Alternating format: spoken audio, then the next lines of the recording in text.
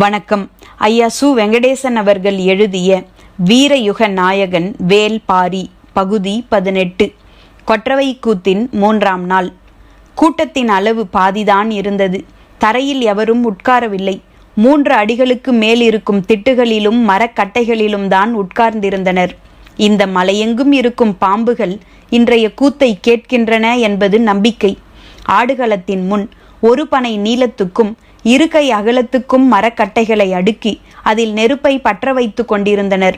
பற்றிய நெருப்பு 4 முனைகளிலிருந்தும் மெல்ல பரவிக்கொண்டிருந்தது. வழக்கமாக கபிலரின் முகக்குறிப்பு அறிந்தே விளக்கம் சொல்லும் பாரி இமை மூடாமல் நடப்பதை பார்த்து கொண்டிருந்தான்.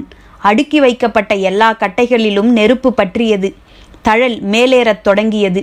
சற்று நேரம் கழித்து கபிலர் கேட்டார், இங்கு என்ன நடக்கிறது? பாம்புக்கு நீர் கொடுக்கும் நாகர வண்டுகள் இன்னும் வந்து சேரவில்லை. கபிலர் சுற்றும் முற்றும் பார்த்தார். சூழல் வழக்கம் போல் இல்லை. நாகர்குடி பாணன் பகுலி என்ற பறையை இசைக்கத் தொடங்கினான். அதன் ஓசை சன்னமாக வெளிவந்தது.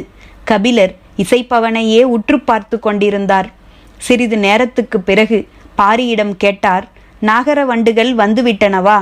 அவை வந்த பிறகுதான் ஆட்டம் தொடங்கியது. எங்கே, யார் ஆடுவது எனக் கேட்டார் கபிலர். உற்று பாருங்கள், நெருப்பின் பின்புறம் என்ன நடக்கிறது என்று. கபிலர் சற்றே கூர்ந்து கவனித்தார். நெருப்பின் பின்புறம் வளைந்தும் நெளிந்தும் 2 உருவங்கள் ஆடிக்கொண்டிருந்தன. எரியும் தழலுக்கு பின்புறம் இருளின் அசைவுகள் போல் அவை இருந்தன. கை புணர்ந்தாடும் துணங்கை ஆட்டம் என்றான் பாரி. அவர்களை நாம் பார்க்கக்கூடாது என்பதற்காக நெருப்பு மூட்டப்பட்டிருக்கிறதா என்று கேட்டார் கபிலர். இல்லை, சிறிது நேரத்துக்கு பிறகு அவர்கள் நெருப்புக்குள் இறங்கி ஆடுவார்கள் என்றான். நெருப்பு எரிந்து முடிந்த பிறகு கங்குகளின் மீது ஆடத்தான் இந்த ஏற்பாடு என புரிந்து கொண்டார் கபிலர். பின்புறம் ஆடுபவர்களின் உடல் மொழி மாறியது. பாம்பு துள்ளல் தொடங்கியது. நாகக்குடியின் கதையை பாணன் தொடங்கினான். எருக்கு மலையைச் சேர்ந்த நாகர்கள்தான் இந்த மலைத்தொடரில் மிகவும் பழைமையான குடிகள். நாகம் இவர்களின் சொல் கேட்கும். இவர்களின் வாசனை அறிந்து விலகிச் செல்லும்.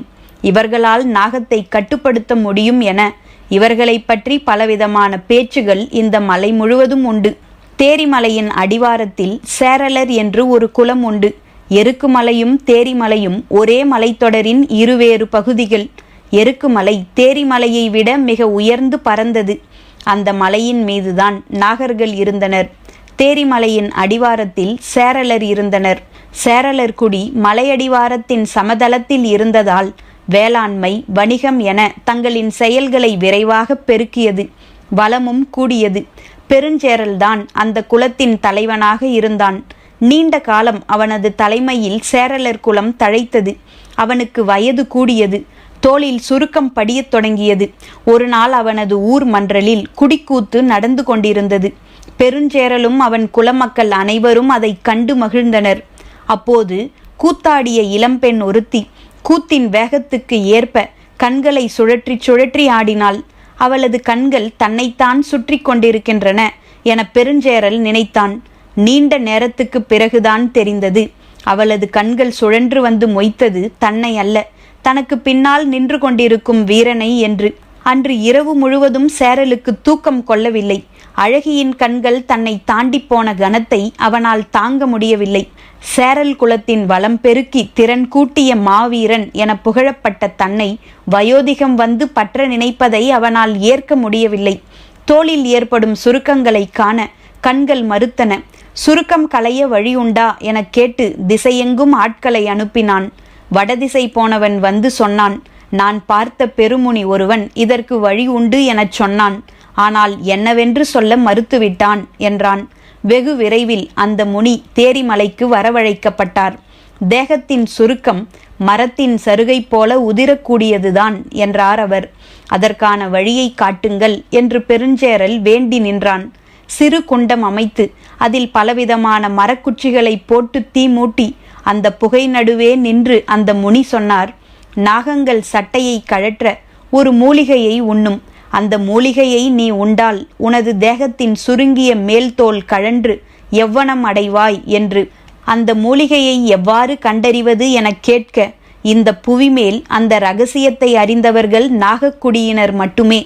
நீ அவர்களிடம் கேட்டு அந்த மூலிகையை பெற்று பயனடைவாய் என்றார் முனி. பெருஞ்சேரலின் மனம் குளிர்ந்தது. முனியின் மனம் குளிர செய்ய வேண்டிய அனைத்தையும் செய்து அனுப்பினான். எருக்குமலைக்கு சென்று நாகர்குடியின் தலைவனை காணுமாறு தனது அவையினருக்கு பெருஞ்சேரல் உத்தரவிட்டான். அந்த உத்தரவை ஏற்று மலையேற யாரும் முன்வரவில்லை. காரணம், நாகர்களை பற்றிய கதைகள் அப்படி. நாகர்குடியின் வயதான முதுமகள் உடுத்தியிருக்கும் ஆடையில் இருந்துதான் விரியன் பாம்பு குட்டிகள் உதிர்ந்து வெளியேறுகின்றன என அவர்கள் நம்பினர். நாகத்தை பற்றி எப்போது பேசினாலும் அதை கேட்கும் சக்தி அதற்கு உண்டு என நம்பினர். நாகத்தை பற்றிய எந்த ஒரு சொல்லும் நாகத்தின் செவியில்தான் போய் தங்கும் என்பது எல்லோரும் அறிந்ததே. தங்களின் குலத்தலைவனுக்காக போக எவருக்கும் துணிவு இல்லையா என கேட்டபோது பெரியவர் பொறையன் முன்வந்தார். திறன் கொண்ட 12 வீரர்களின் துணையோடு தான் போய் வருவதாக கூறினார். பெருஞ்சேரல் மகிழ்வுற்றான். சற்றே தயக்கத்துடன் பொறையன் கேட்டார், ஒருவேளை அந்த மூலிகையை அவர்கள் தெரிவிக்க மறுத்துவிட்டால் என்ன செய்வது? வடதிசை முனி சொன்ன 2வது வழியில் வேண்டிப் பெறுங்கள் என்றான் பெருஞ்சேரல். சரியென பொறையன் சம்மதித்தார்.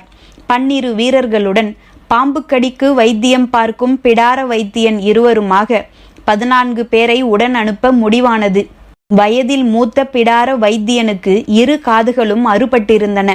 இன்னொருவன் வயதில் இளையவனாக இருந்தான். இருவரும் இருவேறு திசைகளிலிருந்து வரவழைக்கப்பட்டிருந்தனர்.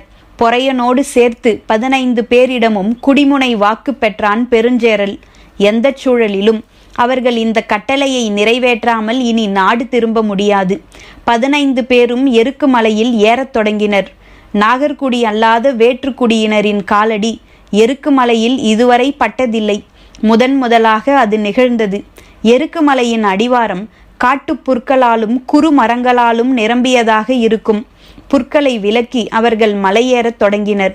புது மனிதர்களின் வாடையை நாகங்கள் நன்கு அறியும். அவர்கள் முன்னால் இருக்கும் புற்களை விலக்கி கால்களை மிக கவனமாக முன்னகர்த்தி சென்று கொண்டிருந்தனர். மலையின் முதல் குன்றை கடந்த போது நிழல் விரியன் ஒன்று நடந்து கொண்டிருந்த ஒருவனின் நிழலுக்குள் நுழைந்தது. எந்த மனிதனின் நிழலுக்குள் அது நுழைகிறதோ அவன் நிழலிலேயே அது ஊர்ந்து வந்து கொண்டிருக்கும். நடந்து செல்பவன் எவ்வளவு வேகமாக நடந்தாலும் மெதுவாக நடந்தாலும் அதுவும் அதே வேகத்தில் நிழலுக்குள் நெளிந்தபடியே வரும். அதன் உடலில் படிந்த நிழலை விட்டு அது பிரியாது. இளைய பிடாரனின் நாசி பாம்பின் வாசனையை நுகர்ந்தது. யாரும் நின்று விடாதீர்கள், ஏதோ ஒரு பாம்பு நம் அருகில் வந்து கொண்டிருக்கிறது என்றான். எல்லோருக்குள்ளும் அதிர்ச்சி பரவியது. வியர்க்கத் தொடங்கியது. என்ன வாசனை என்பது அவனுக்கு பிடிபடவில்லை. மூத்த பிடாரனை பார்த்து கேட்டான், உங்களின் மூக்கை வாசனை எட்டவில்லையா? மூத்த பிடாரன் இவனது செயல் சிறுபிள்ளைத்தனமாக இருக்கிறதே என்று நினைத்தபடியே பதிலேதும் சொல்லாமல் நடந்து கொண்டிருந்தான். நடந்து செல்லும் வீரர்கள் அனைவரும் கையில் ஆயுதங்களுடன் இருந்தனர். மனிதன் பாம்பை பற்றி பேசும் கணத்திலேயே அது அவனுக்குள்ளே வந்து விடுகிறது. வெளியே அவன் எந்த வகை ஆயுதங்களை வைத்திருந்தும் என்னவாகப் போகிறது? உள்ளுக்குள் ஏற்படும் நடுக்கத்தை எவரால் நிறுத்த முடியும்? நடுக்கமின்றி நடந்து கொண்டிருந்தவன் மூத்த பிடாரன் மட்டும்தான். அவனது நாசி நீண்ட நேரத்துக்கு முன்பே நாவிப்பூ மனத்தை கண்டறிந்து விட்டது. கருவிரியனுக்கும் நிழல் விரியனுக்கும் தான் இந்த வாடை வரும். கருவிரியனாக இருந்தால் வாடை நுகர்வதற்குள் கடி விழுந்திருக்கும். இது நிழல் விரியன்தான். அதனால்தான் நடக்கவிட்டு வந்து கொண்டே இருக்கிறது. யாருடைய நிழலில் வருகிறது என்பதுதான் அவனுக்கு தெரியவில்லை.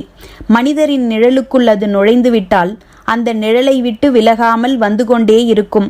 நிழலுக்கு உரியவன் அதனிடமிருந்து தப்பிக்க ஒரே வழி நிற்காமல் நடந்து கொண்டே இருப்பதுதான். மாலையில் கதிரவனின் ஒளி மறைந்து மனித நிழல் அதுவாக சிதைந்தால் மட்டுமே அது திக்கு தெரியாமல் திசை மாறும். இல்லையென்றால் அது வந்து கொண்டேதான் இருக்கும். நடப்பவன் எந்த இடத்தில் நின்று இளைப்பாறுகிறானோ அந்த இடத்தில் அவனது குதிக்காலை கடித்து சுற்றும். இதை நாம் சொன்னால் மொத்த கூட்டமும் பயந்து சிதறிவிடும். என்ன செய்வது என மூத்த பிடாரன் சிந்தித்தபடியே நடந்து கொண்டிருந்தான். இளைய பிடாரனோ பொறையனிடம் போய்ச் சொன்னான், பாம்பின் வாடை வருகிறது. இந்த வாடையை கூட இந்த காது அருந்தவனால் உணர முடியவில்லை. இவன் பாம்பு பிடாரன்தானா என்பதே சந்தேகமாக இருக்கிறது. அவனது சொல்லை கேட்டு அதிர்ச்சி அடைந்தார் பொறையன். மூத்த பிடாரனை திரும்பி பார்த்தார். பொறையன் நடையை நிறுத்தியதும் எல்லோரும் நின்றனர். மூத்த பிடாரன் மட்டும் நிற்காமல் நடந்தான். தன்னை இவன் அவமதிக்கிறான் என பொறையன் நினைத்த கணத்தில் இடது பக்கம் வந்து கொண்டிருந்த வீரன் ஒருவன் கத்திக்கொண்டு கீழே விழுந்தான். அன்று இரவு தனித்த மரம் ஒன்றில் பரணமைத்து தங்கினர். வீரர்கள் சுழற்சி முறையில் காவல் காத்தனர். உணவு மூடைகளை கூட கீழே வைக்காமல் மரத்திலேயே கட்டி தொங்கவிட்டனர். நடந்ததை மூத்த பிடாரன் விளக்கிய போது இளைய பிடாரன் வணங்கி மன்னிப்பு கோரினான். மறுநாள் விடிந்தது. பாம்பு பெரும்பாலும் காலையிலும் மாலையிலும் தான் இரைமேயும். எனவே வெயில் நன்கு மேலேறிய பிறகு நடக்கலாம் என்றான் மூத்த பிடாரன். அதன்படியே அவர்கள் பொறுத்திருந்து நடந்தனர். வீரர்கள் எல்லோருக்குள்ளும் அச்சம் அப்பி கிடந்தது. மூத்த பிடாரன் முன் சென்று கொண்டிருந்தான். வீரர்களுக்கு நடுவில் பொறையனும் இறுதியில் இளைய பிடாரனும் நடந்தனர். பாம்புகளின் விதவிதமான தடங்கள் நெடுக கிடந்தன. தொலைவில் இருந்த புதரின் மேல் பெரும் கிளையைப் போல கழுத்தை நீட்டி பரப்பவற்றை மேய்ந்து கொண்டிருந்தது ஏதோ ஒன்று. பின்னால் நடந்து கொண்டிருந்த வீரன் ஒருவன் அதை பார்த்து கை காட்டினான். இளைய பிடாரன் அதை உற்று பார்த்தான். அது கட்டையா அல்லது பாம்பா என்பதை அவனால் உணர முடியவில்லை. ஒரு கல் எடுத்து அதை நோக்கி வீசினான். அது மெல்ல திரும்பியது. முன்னால் போய்க் கொண்டிருந்த மூத்த பிடாரனிடம் சத்தம் போட்டு சொன்னான், உனது காதுகளை அறுத்தால் ஒழிய உனக்கு புத்தி வராது.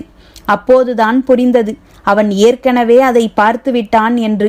பதில் சொல்லியபடியே நடக்கும் வேகத்தை 2 மடங்கு கூட்டினான் மூத்த பிடாரன்.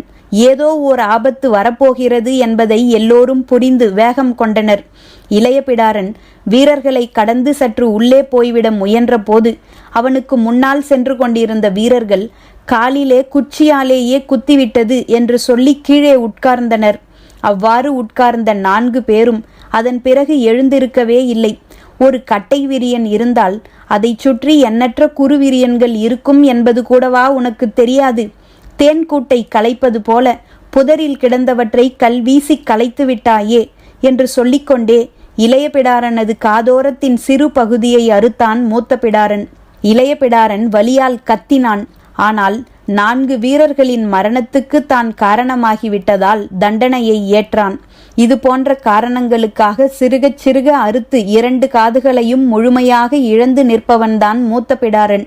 காதுகளற்ற அவனது தோற்றத்துக்கு பின்னால் எத்தனை வகையான பாம்புகளை பற்றிய அறிவு இருக்கும் என்பதை இளைய பிடாரன் அப்போதுதான் உணர்ந்தான். 1/3 பங்கு வீரர்களை 2ஆம் நாளிலேயே இழந்தனர்.